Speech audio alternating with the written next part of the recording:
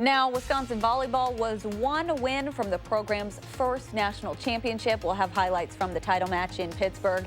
And with Christmas just days away, many nonprofits in Rock County say there's still plenty they need on their wish list. Plus, a Monroe Street staple is closing after more than 15 years.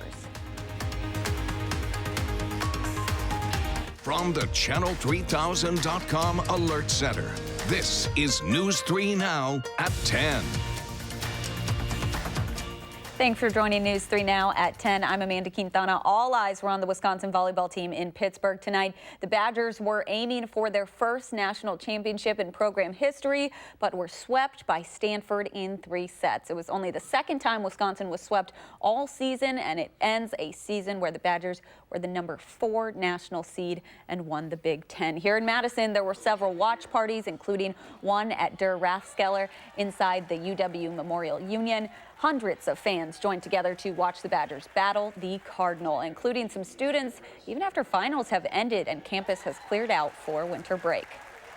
There's a lot of great leadership on the team, and I think the coaching has done amazing this year. And the fact that we've made it this far just goes to show the talent and the leadership on the team and the tenacity that they're going at it.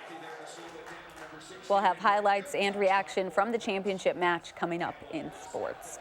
Well, it looks like there's going to be some really mild weather this week as we enter the Christmas holiday. Let's go to Dana Fulton now. Really mild weather. Things are going to stay pretty quiet, almost outdoor volleyball weather for us. As temperatures today stayed in the upper 40s, and that's where we're planning to head tomorrow afternoon. We'll climb a little bit higher actually for Sunday and Monday. We stay quiet and dry through Christmas Eve, and for Christmas Day, pretty fall-like temperatures are going to be above average in the upper 40s, not just for Sunday, also for Monday into Christmas Eve and Christmas Day. We'll still see temps in the low 40s. It's really not until next weekend and the following week that we finally fall back to the 30s, and that's still above average. But we'll take a closer look at the sky trends as we head towards Christmas Eve and Christmas Day in just a few minutes. Amanda? Thank you, Dana. While many are out doing some last-minute holiday shopping this weekend, nonprofits in southern Wisconsin are asking you to consider their Christmas list. Rock County reporter Adam Duxter joins us from our bureau at the Janesville Gazette with what they say are their biggest needs. Adam? Well, Amanda, the nonprofit groups I talked to today say while the holidays are a time many decide to give, it's also a time that their needs are growing as well. Here we do before and after school. Inside the Rock County YWCA, Here, and anytime there's a snow day, this room also fills up. a room where children play, learn, and grow is quiet. A stark change from how things usually are this time of year. Right now we have 48 kids between our domestic violence shelter and our transitional living apartments. So Christmas time is a little tough. The nonprofit group serves victims of domestic violence through shelter, advocacy, and childcare. But this holiday season, their needs are swelling. A lot of our child care programs are at capacity. Our domestic violence shelter and our transitional living apartments are at capacity a lot. And while it might seem overwhelming, Dres says you can help. If while you're picking out one last gift, you also pick out one extra toiletry for the YWCA. When people come to us in the shelter, they oftentimes come with very little to nothing. So things like hairbrushes, deodorant, toothpaste, that is a really big need. Across town, ECHO is working to serve the homeless and low-income population. And while they're always in need of warm clothes and non-perishable food, this year they have another need. So gas cards and bus tokens for our homeless individuals to help them get to work, look for work. And while the average U.S. household will spend about $1,000 this holiday season, Here we have all sorts of doll accessories. these groups say even just a fraction of that can make all the difference for them. And one thing that both groups stressed is that while they are accepting monetary or physical donations, one thing they really are in need of headed into the new year is for people to volunteer their time. So they said if you are not able to make it out and pick up one gift off their wish list, maybe setting a resolution for 2020 to volunteer is the way to go. Definitely important things to remember. Thank you so much, Adam. With the holidays right around the corner, shoppers around Madison rush to get last-minute gifts today on Super Saturday. As many people fill their shopping carts, a lot are doing so locally. Even with a shorter shopping season, some local businesses are seeing an increase in sales, which they say is due to the warm weather and lack of snow. People love to shop local when the weather's good. They can get down to Monroe Street or State Street and enjoy the smaller shops without having to worry about dealing with snow. So we have been very excited by the weather this season. According to the National Retail Federation, sales are expected to exceed over $700 billion nationwide this year, bringing about 150 million people out shopping just today. More local news now. Police are investigating an early morning burglary at Steve's Tattoo Shop on Williamson Street in Madison. Officials say a call came in just around 1:15 reporting that the window to the front door of the tattoo parlor had been broken and the door was left open. The store manager said someone took 2 power units, about $350 each. Police say a witness saw someone in a dark sedan put something in their back seat prior to the burglary. Police are unsure if those 2 events are related. Janesville police are searching for a man who approached a woman early this morning outside a gas station.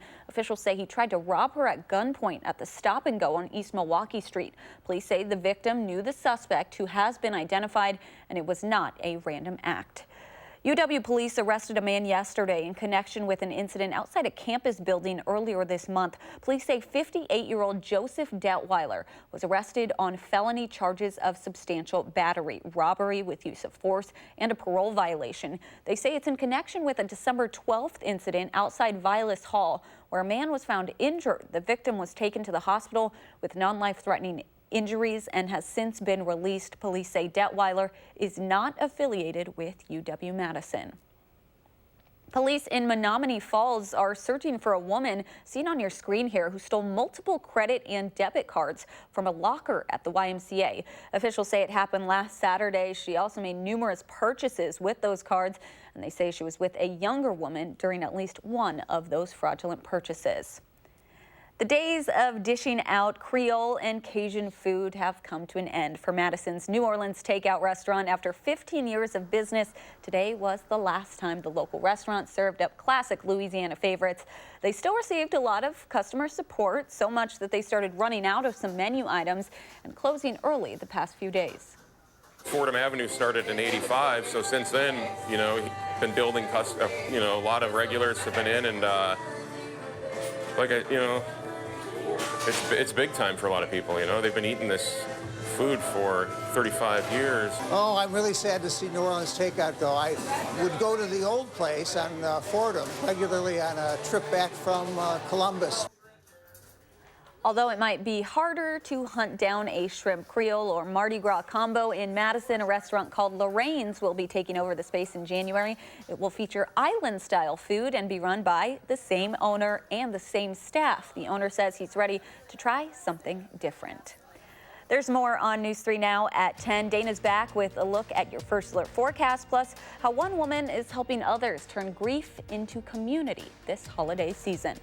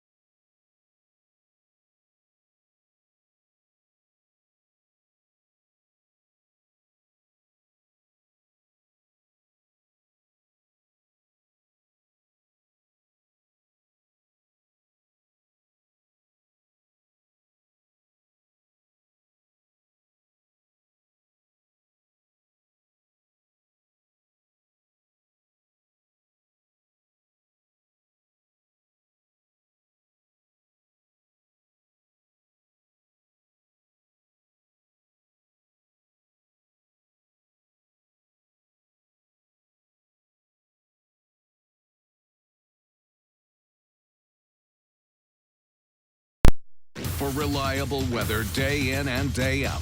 Watch First Alert Weather. Welcome back. The holidays are supposed to be the happiest time of the year, but for people navigating grief, it can be the hardest time of year. Gabriella Becerra shares how a Portage woman is making sure families who have faced loss have a place to remember their loved ones by this season. I thought it'd be a good way to help memorialize my daughter and just get some peace, I guess. Katie Mueller and her family are decorating a tree for her daughter, Kennedy, who passed away at 11 months old. It's just a good way to put her memory into Christmas for us and to think about family at a kind of difficult time for her not being here. Together they hung ornaments, garland, and even a photo of Kennedy saved from last year's tree. There. It's perfect. That picture made it all through the winter with snow and everything, and it's beautiful. And actually, I saved the pictures because I pray for those people, and they mean a lot to people. And what a gift today to give it back to her. Joanne Alt opened Garden of Angels 4 years ago, a place she says people can come and be with their feelings. Christmas is a really hard time of the year, and when you've lost somebody, it's just not right in your home. Things are off, and this is a safe place to come with your grief. Grief is a feeling that Alt knows all too well. She lost her husband to death by suicide. I really didn't know how I was going to make it through this day. And, you know, through the gift of the garden, people came out here and gave me love today. And, you know, it's full circles of love. She says that love and happiness that people find in the garden can heal the heart. People make a difference. You know, this holiday season, reach out to people that have lost someone. It's so important. In Portage, Gabriella Becerra, News 3 Now. The grief those people are feeling for their loved ones is something our Leah Linscheid knows all too well. 1, 2, 3,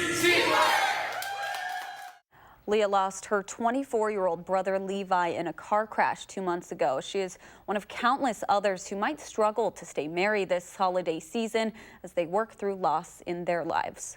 The first thing is just to acknowledge it. Acknowledge the loss. Don't try to sweep it under the rug. For the first week, I had to make all the phone calls and do all. If you or someone you love is grieving a loss, whether it's a divorce or the death of a loved one, we want to help. Leah is sharing a conversation with Dr. Mergain and what she wishes she could tell her brother. That's Monday on News 3 Now at 10.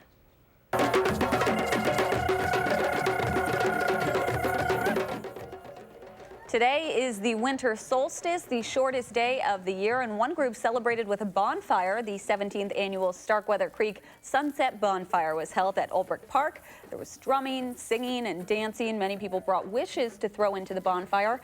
It's a tradition that happens twice every year, once at the winter solstice and once for the summer. We were kind of aware of people's short timelines, you know, and we wanted to kind of reintroduce that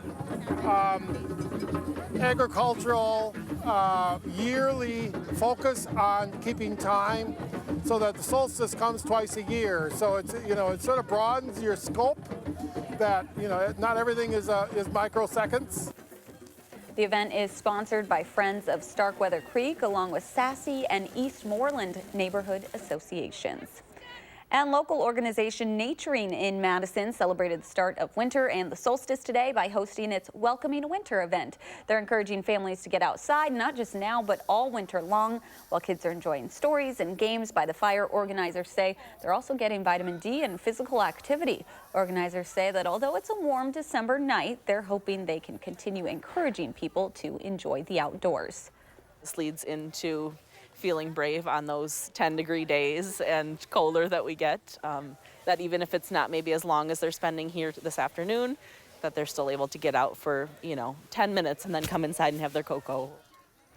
A few of Naturing in Madison's winter games like sledding had to be changed due to lack of snow, but the organization still filled up the Hoyt Park trails with seasonal activities. Definitely no sledding out there, Dana. Does it really feel like winter and Christmas is so close? Christmas is so close. Sledding is just not an option for the next few days. We're going to rule out sledding. We're also going to rule out, of course, any opportunity for snowshoeing or any kind of snow activities as temps are going to be really high. The good news, though, if you want to get your car cleaned, it'll be all good for that. The lines at the parks were busy today. All of the car washes were super busy too. Tried to get my car in and still hasn't happened yet. And that's on me. It's been a little busy though. For the next few days, we will stay nice and dry. We'll stay above freezing, so you'll be good to slide through the car wash. And since our temperatures will be pretty warm, it'll be a good idea to add the wax on there too, because then your car stays nice and clean for any travels that you may have for Christmas. Or if the in-laws are coming up here, it might be nice just to have a nice shiny car sitting out front. Next few days, you're all good to go. That's of course due to the dry weather that's just settling in. It's going to stay for a while now. Mild temperatures as well. This breeze from the southwest helps our temps climb tomorrow afternoon. We'll start the day off in the low 30s. Afternoon highs will be in the mid to upper 40s. Very similar to today. With that mostly sunny sky, it'll feel really pleasant outside. Monday morning, we also start off in the low 30s, a southwest breeze, and then in the afternoon, a really calm breeze actually late in the day. Shifts direction a little bit, but high temperatures are still looking at the mid to upper 40s. As we look at our 8 to 14 day outlook, so that extends through New Year's Eve into the start of January, it seems very likely that this trend of our temperatures staying at least a little bit above average, that'll be impacting most of the Midwest and southern Wisconsin included in that. If your New Year's Eve plans take you further west, they're looking at a little bit of a cooler trend, while most of the East Coast is expecting temperatures to likely be above average. Overnight lows tonight should be dropping to the teens, but we're looking at lows in the low 30s, a partly cloudy sky and pretty mild to start the day off at 32 degrees. Again, thanks to that southwest breeze coming on through. High temperatures will be in the upper 40s with a mostly sunny sky. 48 is very mild for December.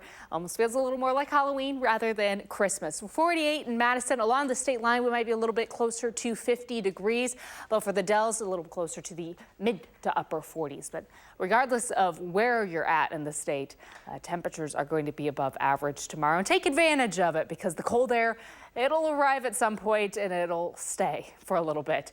Mostly sunny skies for Sunday and Monday. High temperatures in the upper 40s. Overnight lows likely not going to drop below freezing for the next several nights. A little more cloud coverage building in on Tuesday for Christmas Eve. Santa's going to need Rudolph, but temperatures will be in a good spot. We'll be in the mid 40s for afternoon highs. Overnight lows, again, staying above freezing, only dropping to the mid 30s. For Wednesday, we will be mostly cloudy. Christmas Day, there is a small chance for some light rain developing late in the day, though it really shouldn't impact any of your travels and certainly won't impact Christmas morning. Slight chance for some showers lingering into Thursday morning, but temperatures, as you can see through that entire 10-day forecast, staying above average. It's funny because we want that until it's Christmas time and you want the snow. Right. If we could just get something quick, easy to clean up. There you go. And enjoy it and then let it go. Yeah, if only. All right, thank you so much, Dana.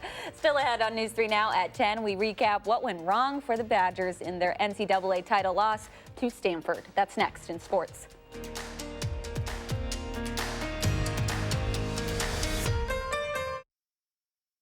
News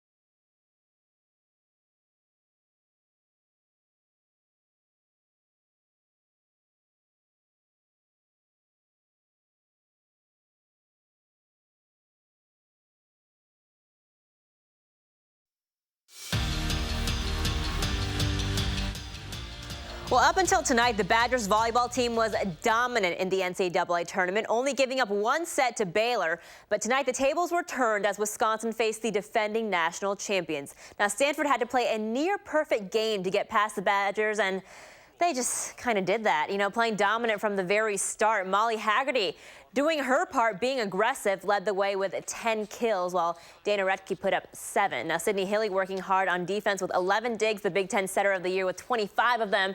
But Stanford holding Wisconsin to a season-low hitting percentage, as well as out-blocking them. So Stanford sweeping Wisconsin 3-0 tonight to win back-to-back national championships. The Cardinal now has 9. That's the most of any program in the country. Molly Haggerty and Dana Retke were named to the NCAA Championship All-Tournament team, and the Badgers finished with a 27-7 record in a season of sellouts at the Fieldhouse and winning the Big Ten. The men's basketball team getting a bit of a conference break, hosting UW-Milwaukee tonight, whose head coach Pat Baldwin, he actually coached with Howard Moore at Loyola in Chicago, so the two families are very close. So the Panthers honoring Coach Moore with Do More, Be More, 4 more warm-up shirts and exchanging wristbands with the Badgers before the game. A lovely gesture there. Dimitri Trice coming off of one of his worst games last week at Rutgers. Those are his words, not mine. But he came out firing today, dropping a 3 to start off the scoring for Wisconsin. And then later, Tyler Wall going inside to Nate Reavers. Nice little one-hander there for Nate. He was having a solid game tonight as well, knocking down a big 3 here from the top of the key.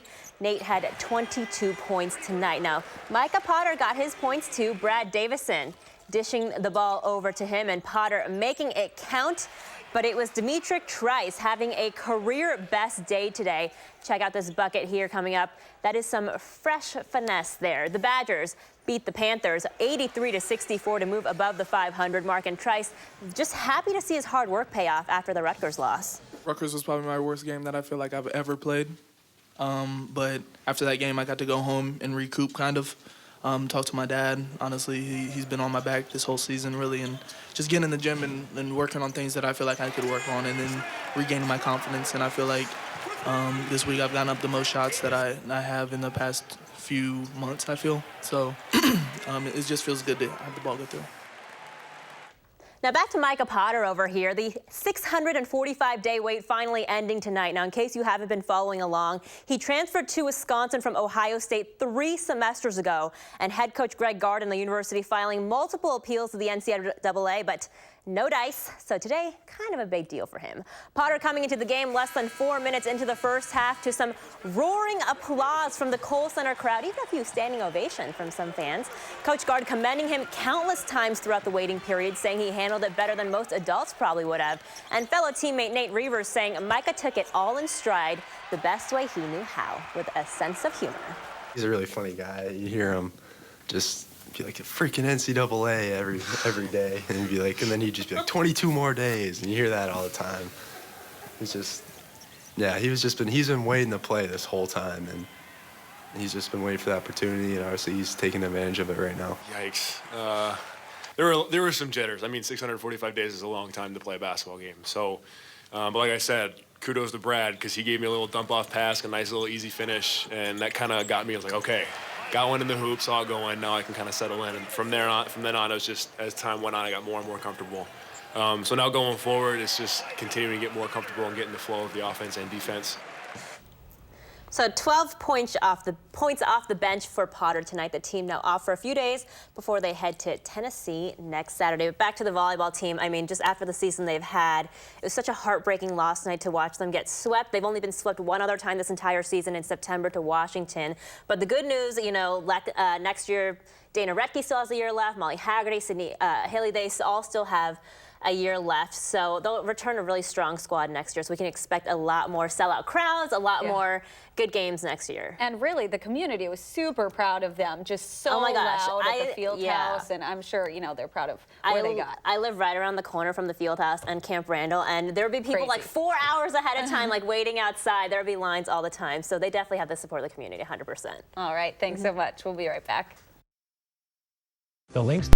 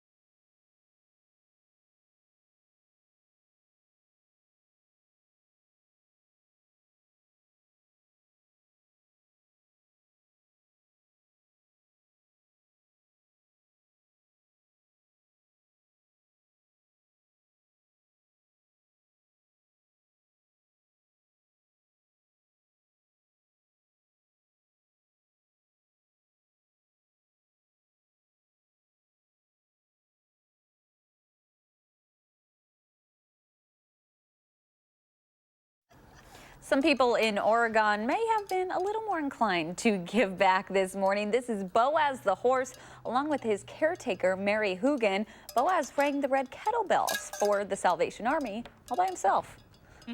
He's very naturally playful. He likes to pick things up in his mouth.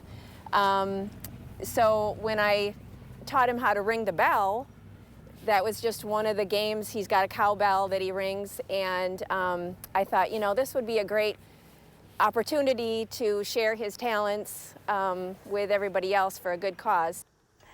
Hoogan says she adopted Boaz from a kill pen in Texas right before he was set to be slaughtered in Mexico. She says he's got a great personality and also does visits at nursing homes and daycare centers. The hat. I love it. The That's so hat awesome. is so adorable, but oh, that'll get you to give because it's just It so will. adorable. It will take the money. Leg warmers and all. Now, of course, it isn't going to be Santa weather over the next few days. A little warm for us in Wisconsin in the 40s, stretching through the rest of the week. Even for Christmas Day, we're looking at tips of the low 40s. All right, thanks so much for joining us. Have a great night.